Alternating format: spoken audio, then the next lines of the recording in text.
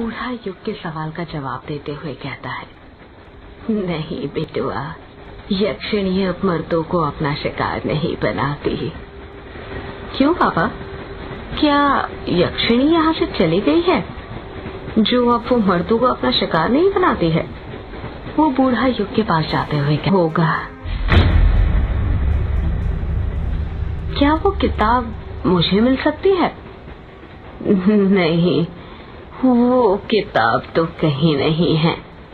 सुना है प्रकाशित ही नहीं हो पाई, शायद ग्रेवयार्ड कोठी में हो। क्या कहा आपने? ग्रेवयार्ड कोठी में? हाँ, ग्रेवयार्ड कोठी में। पर मैं तुम्हें एक सलाह देता हूँ, वो यक्षिणी शांत हो चुकी है तो बेहतर है उसे शांत ही रहने दो। उसके अंदर की वासना को फिर मत जगाओ, वरना पता नहीं और कितने मर्दों की जान ले ले। आप मुझे डरा क्यों रहे हैं? मैं डरा नहीं रहा हूँ तुम्हें, बस आगाह कर रहा हूँ बेटुआ। मौत के आने से पहले चेतावनी देनी पड़ती है। मतलब? तुम शहर के लोग मतलबी बहुत होते हो बेटुआ, हर बात में मतलब ढूंढते हो। मतलब कुछ नहीं। वैसे आप बहुत कुछ जानते हो उस ग्रेवयार्ड कोठी के बारे में। आखिर कैसे? जानूंगा कैसे नहीं, मेरा पुराना रिश्ता जो है। ये उस बूढ़े को घूरते हुए पूछता है। क्या कहा? पुराना रिश्ता है? क्या रिश्ता है आपका ग्रेवयार्ड कोठी से? बूढ़ा बड़ी बड़ी आंखें करते हुए कहता है, मेहंदी पथार। युग अपना मुंह फाड़ते हुए कहता है, मेहंदी पथार मतलब? मतलब ये बेटुआ कि मेहंदी पथार स्टेशन आ गया है, चलो जल्दी उतर जाओ। ट्रेन मेहंदी पथार स्टेशन पर आकर रुक गई थी। युग और वो बूढ़ा अपना अपना सामान लेकर ट्रेन से नीचे उतर जाते हैं। स्टेशन ज्यादा बड़ा नहीं था और पूरा सुनसान पड़ा हुआ था। स्टेशन पुराने जमाने का था। लाइट भी एक दो ही जल रही थी जो बार बार बंद चालू हो रही थी।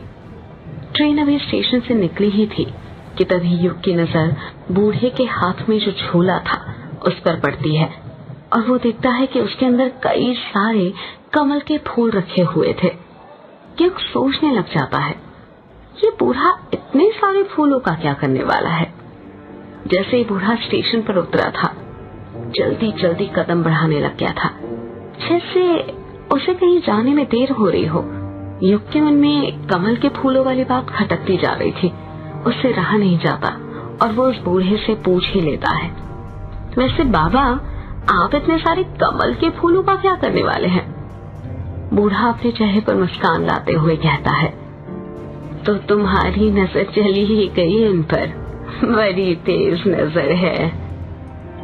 ये मेरे सवाल का जवाब नहीं हुआ बाबा, बताइए ना आप इतने सारे फूलों का क्या करने वाले हैं? अरे पूजा आने वाली है ना, उसी के लिए है ये फूल। कैसी पूजा? पूर्णिमा की पूजा। पूर्णिमा की पूजा मतलब? तुम गांव में नए आए हो ना, धीरे धीरे सब समझ जाओगे। युग उस बूढ़े को हैरानी के साथ घूरे जा रहा था क्योंकि उसको उसकी बातें बिल्कुल समझ में नहीं आ रही थी। युग अपनी जीन्स पकड़ते हुए कहता है, और शिट, इससे भी अभी आना था। क्या हुआ बेटा, बड़ी मुश्किल में लगते हो? हाँ बाबा, वो यहाँ पर कोई वॉशरूम है क्या? बूढ़ा अपना सिर खुजाते हुए कहता है, वॉशरूम मतलब बेटुआ? मतलब टॉयलेट, पेशाब घर बाबा। अच्छा, ये बोलो ना तुम्हें टंकी खाली करनी है। युग चिढ़ते हुए कहता है, हाँ वही। वो तो नहीं है स्टेशन पर, पूरे देश की तरक्की हो गई पर मेहंदी पथार आज भी वैसा ही है जैसा पहले था। तो फिर मैं वॉशरूम मतलब टंकी खाली कहाँ पर करूं? अरे इतनी सारी जगह है, कहीं भी कर दो, वैसे भी अंधेरा है, कोई नहीं देखने वाला। युग थोड़े आगे ट्रेन की पटरी के पास चले जाता है और टॉयलेट करने लग जाता है। युग टॉयलेट करते हुए कहता है, वैसे बाबा आपको यहाँ से कहाँ जाना है? रॉन्ग कामूचा, मतलब आपको वो किश्नोई नदी पार करके जाना पड़ेगा? हाँ। आपको डर नहीं लगता यदि उस यक्षिणी ने आपको पकड़ लिया तो? अरे मैंने कहा ना बिटुआ, उसकी वासना खत्म हो चुकी है, वो अब शिकार नहीं करती। और वैसे भी आज पूर्णिमा या अमावस्या थोड़ी है जो मुझे अपना शिकार बनाए। वैसे आप रोंग कामूचा में कहाँ रहते हैं? रोंग कामूचा में किश्नोई नदी का जो घाट है ना, वहीं पर रहता हूँ। युग कुछ सोचते हुए कहता है, ये तो वही घाट है ना जहाँ पर वो यक्षिणी भटका करती थी? पापा कहते थे कि अक्सर यक्षिणी किश्नोई नदी के दोनों घाट के पास ही भटका करती थी। कोई जवाब नहीं आता है। युग फिर पूछता है, बताइए ना बाबा, आप चुप क्यों हो गए? बूढ़े का कुछ जवाब नहीं आ रहा था। युग सोचने लग जाता है कि बाबा कोई जवाब क्यों नहीं दे रहे। युग अपने पैंट की चेन बंद करता है और पीछे मुड़ने लग जाता है। जब वो पीछे मुड़ता है तो उसके रोंगटे खड़े हो जाते हैं। वो बूढ़ा अचानक से गायब हो गया था। युग के समझ नहीं आ रहा था कि वो बूढ़ा इतनी जल्दी कहाँ जा सकता था। युग अपना बैग उठाकर स्टेशन पर उस बूढ़े को ढूंढने लग जाता है, पर वो बूढ़ा उसे कहीं पर भी नहीं मिलता है। युग हैरान था ये सोचकर कि वो बूढ़ा एकदम से, पर थोड़ी ही देर बाद वो ये सोचकर संतुष्ट हो जाता है कि शायद वो बूढ़ा अकेले ही चला गया होगा।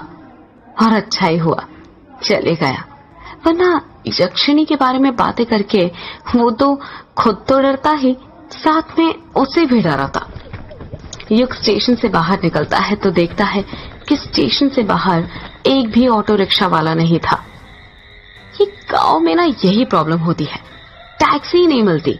शहरों का विकास तो हो रहा है पर गांव आज भी गांव ही है, जरा सी तरक्की नहीं हुई यहाँ पर। आज भी वैसा का वैसा है जैसे पहले था। इतना कहकर युग पैदल पैदल ही बंगला मुड़ा गांव जाने के लिए निकल जाता है। आधे एक घंटे में वो बंगला मुड़ा गांव पहुंच जाता है। बंगला मुड़ा गांव पार करने के बाद काला झाड़ी जंगल पड़ता है, जिसको पार करने के बाद ही किश्नोई नदी आती है। और वहीं से थोड़ी दूर पर युग की ग्रेवयार्ड कोठी थी जहां पर युग को जाना था। युग ने बंगला मुड़ा गांव तो पार कर लिया था, पर काला झाड़ी जंगल के अंदर वो फंस गया था। किश्नोई नदी जाने का रास्ता वो भूल चुका था। काला झाड़ी जंगल में अंधेरा इतना ज्यादा था कि उसके समझ ही नहीं आ रहा था कि कौन सा रास्ता कहां पर जाता है। युग जंगल के अंदर लगे बांस के पेड़ों को देखते हुए कहता है, अब क्या करूं? आगे का रास्ता तो भूल गया मैं। 2-3 राउंड मार लिए पर बार बार घूमकर फिर से यहीं पर आकर रुक जाता हूँ। ये काली झाड़ी का जंगल तो पहेली बन गया है मेरे लिए, कुछ समझ ही नहीं आ रहा क्या करूं। युग अपना मोबाइल निकालते हुए कहता है, यहाँ पर तो नेटवर्क भी नहीं आ रहा कि किसी को फोन करके बुला लूं। युग के आसपास साल और बांस के पेड़ लगे हुए थे। हवा के झोंके जब भी इन बांस के पेड़ों के बीच में से निकलते थे तो ऐसा लगता था जैसे आपस में कोई फुसफुसा रहा हो। मोबाइल के टॉर्च की रोशनी में युग को ज्यादा कुछ नहीं दिखाई दे रहा था। युग सोच ही रहा था कि वो क्या करे, कि कैसे इन जंगलों से निकले। तभी उसे किसी के कदमों की आहट सुनाई देती है। कदमों की आहट सुनकर युग सहम सा जाता है और सोचने लग जाता है कि इतनी रात में जंगल में कौन होगा। युग डरने लग जाता है और सोचने लग जाता है कि कहीं यक्षिणी तो नहीं। पर फिर वो अपने दिल को तसल्ली देता है, नहीं, यक्षिणी कुछ नहीं होती, सिर्फ कहानियां हैं जो मेरे पापा ने बनाई थी। कदमों की आहट धीरे धीरे तेज होती जा रही थी। ऐसा लग रहा था जैसे कोई युग के पास आ रहा हो।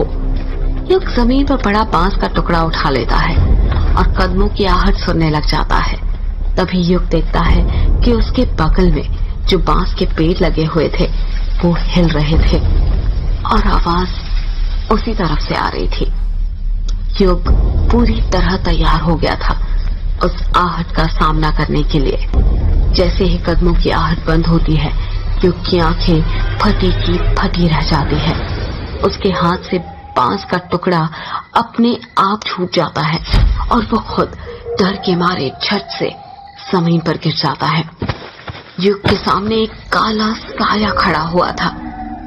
युग डरते हुए अपना मोबाइल उठाता है और उसका टॉर्च उस काले साए पर मारते हुए कहता है, कौन हो तुम?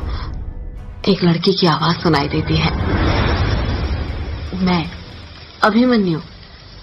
जब टॉर्च की रोशनी उस काले साए पर पड़ती है तो युग देखता है कि वो काला साया किसी और का नहीं बल्कि उसी की उम्र के एक लड़के का था, जिसके लंबे लंबे घुंघरालू गर्दन तक बाल थे और उसने आंखों में एक बड़ा सा चश्मा पहना हुआ था। उस लड़के के हाथों में कोई डिवाइस था जिसे देखकर ऐसा लग रहा था जैसे कोई रीडिंग नापने वाला डिवाइस हो। अभिमन्यु युग की तरफ हाथ बढ़ाते हुए कहता है, ओ जाओ, नीचे क्यों लेटे हो? युग अभिमन्यु का हाथ पकड़ते हुए कहता है, लेटा नहीं हूं, तेरे कारण डर गया था। क्या कहा? मेरे कारण डर गया था? क्यों, तू डरपोक है क्या? क्या बोला तूने? इतना कहकर युग अभिमन्यु के चेहरे पर टॉर्च मारने लग जाता है।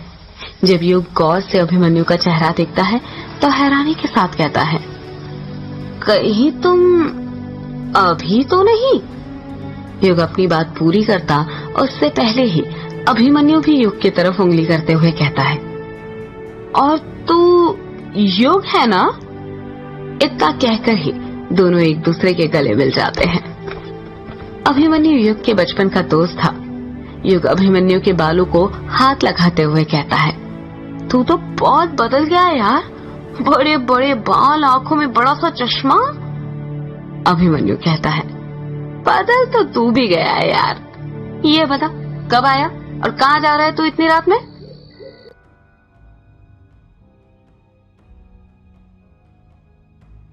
युग गौर से अभिमन्यु का चेहरा देखता है तो हैरानी के साथ कहता है, कहीं तुम अभी तो नहीं? युग अपनी बात पूरी करता उससे पहले ही अभिमन्यु भी युग की तरफ उंगली करते हुए कहता है, और तू युग है ना? इतना कहकर ही दोनों एक दूसरे के गले मिल जाते हैं। अभिमन्यु युग के बचपन का दोस्त था। युग अभिमन्यु के बालों को हाथ लगाते हुए कहता है, तू तो बहुत बदल गया यार, बड़े बड़े बाल, आंखों में बड़ा सा चश्मा।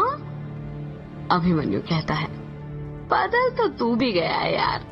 ये बता, कब आया और कहाँ जा रहा है तू इतनी रात में? बस आज ही आया, ये मान ले 1-2 घंटे पहले, और मैं तो अपने ग्रेवयार्ड कोर्ट ही जा रहा हूँ।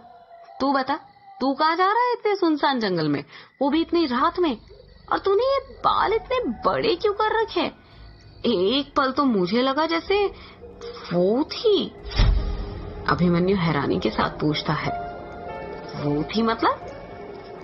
युग बात को घुमाते हुए कहता है, छोड़ ना, और तू पहले मेरे सवाल का जवाब दे। ये बता, तू इतनी रात में यहाँ पर क्या कर रहा है? मुझे तो कुछ गड़बड़ लग रही है। यार गड़बड़ वड़बड़ कुछ नहीं है। अगर मैंने बता दिया ना कि मैं यहाँ पर क्या कर रहा था तो तू हंसेगा, इसलिए बेहतर होगा कि ना तुम मत ही जान। अरे नहीं हंसूंगा भाई, पहले तू बता तो यहाँ पर कर क्या रहा था? अभिमन्यु धीरे से कहता है, मैं ना यहाँ पर भूत पकड़ रहा था। युग को सुना ही नहीं देता है और वो फिर से पूछता है, क्या कहा? अभिमन्यु युग के कान में चिल्लाते हुए कहता है, भूत पकड़ रहा था यार। अभिमन्यु की बात सुनकर युग जोर जोर से हंसने लग जाता है और कहता है, तू पागल हो गया है क्या? कैसी बातें कर रहा है? मुझे लगा तेरी बचपन की आदत है ये भूतों पर विश्वास करने की, जो चली गई होगी, और तू अब समझदार हो गया है, पर तू तो अभी भी नहीं सुधरा है यार। पूरा वैसा का वैसा है जैसे बचपन में था, डब्बा का डब्बा। अभिमन्यु नाराज होते हुए कहता है, मैंने कहा था ना तू हंसेगा, इसलिए नहीं बता रहा था। युग को गिल्टी फील होने लगता है और वो धीरे से कहता है, सॉरी यार, चल छोड़, ये बता क्या करता है आजकल तू? मेरी गुवाहाटी में जॉब है, अभी छुट्टियां मनाने आया हूँ। गुवाहाटी में जॉब है? पर किस चीज की? अभी तो बताया। क्या बताया? भूत पकड़ने की। मैं एक सर्टिफाइड पैरानॉर्मल एक्टिविटी एक्सपर्ट हूँ, हम लोग भूत खोजने का काम करते हैं। हाँ। अभिमन्यु की बात सुनकर युग अपनी हंसी नहीं रोक पा रहा था, वो हंसते ही जा रहा था। यार तू हंस क्या रहा है? हंस ले, जिनको कम नॉलेज होती है ना वो अक्सर अपने से ज्यादा नॉलेज वालों को पागल ही समझते हैं। शायद तुझे पता नहीं है, हमारे इंडिया में ना 10 सर्टिफाइड पैरानॉर्मल सोसाइटीज हैं जो भूत खोजने का काम करती है। मैं भी उसी सोसाइटी में सर्टिफाइड हूँ, समझा? युग हंसते हुए कहता है, फिर ये बता आज तक कोई भूत खोजा या नहीं तूने? अभी तक तो नहीं खोजा, पर जल्दी खोज लूंगा ना। अच्छा, और वो कैसे? अभिमन्यु अपने हाथ का डिवाइस दिखाते हुए कहता है, इसकी मदद से। युग हैरानी के साथ पूछता है, ये क्या है? इसे इलेक्ट्रोमैग्नेटिक फील्ड मीटर कहते हैं। मतलब ये कि इस मीटर का इस्तेमाल एक टाइम के अंदर इलेक्ट्रोमैग्नेटिक फील्ड में होने वाले अंतर को जांचने के लिए किया जाता है। कहते हैं किसी जगह पर जब भूत प्रवेश करते हैं तो वहां के इलेक्ट्रोमैग्नेटिक फील्ड में बदलाव आता है। इस तरह भूतों का पता लगाया जाता है। इसमें एक अलग तरह का सेंसर भी लगा होता है जो बजता है और हमें बताता है कि हमारे आसपास कुछ अदृश्य।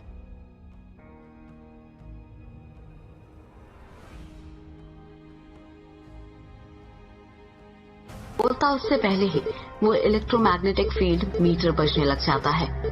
युग हैरानी से पूछता है, ये क्या हो रहा है कि डिवाइस इतनी आवाज क्यों कर रहा है? अभिमन्यु अपने आसपास देखते हुए कहता है, ये संकेत है कि हमारे आसपास कुछ है। युग धीरे से कहता है, मतलब भूत? हाँ,